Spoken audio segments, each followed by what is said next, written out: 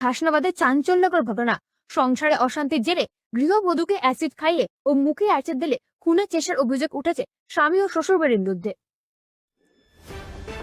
সংসারের কাজ নিয়ে অশান্তির জেরে গৃহবধূকে অ্যাসিড খাইয়ে খুনের চেষ্টার অভিযোগে চাঞ্চল্য ছড়ালো উত্তর 24 পরগনায়।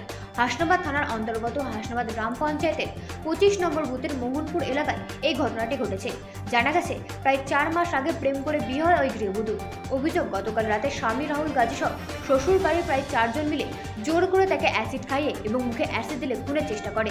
গৃহবধূর বাপের বাড়ির দাবি, ঘটনার সময় শাশুড়িও অকপটে স্বীকার করেছে যে তার ছেলে মুখে অ্যাসিড ঢালছিল। গুরুতর জখম অবস্থায় প্রথমে তাকে বসিরহাট জেলা হাসপাতালে ভর্তি করা হয়। পরে অবস্থার অবনতি হওয়ায় কলকাতার আরজিকর মেডিকেল কলেজ ও হাসপাতালে স্থানান্তরিত করা হয়েছে। বর্তমানে তিনি সেখানে চিকিৎসাধীন। এই ঘটনার পর স্বামী সহ অভিযুক্তদের বিরুদ্ধে হাসনাবাদ থানায় লিখিত অভিযোগ দায়ের হয়েছে। দোষীদের কঠোর থেকে কঠোরতম শাস্তির দাবি জানিয়েছে নির্যাতিতার পরিবার। ব্যুরো রিপোর্ট, রাজ্যের নিউজ নেটওয়ার্ক।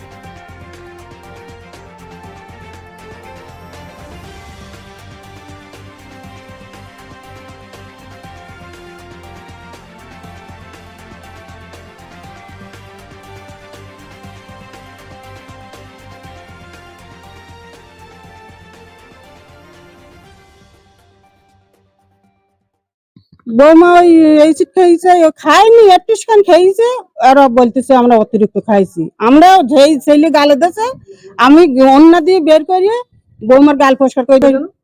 ওই একটু ঝামেলা হয়েছিল, বৌমা ঘরের খোলে শাসন শুই থাকে, কাজ করতে চায় না। এইসব অন্য অন্য মেয়েরা এলো, মেয়েরা আসলে একটু কাজ করছিল।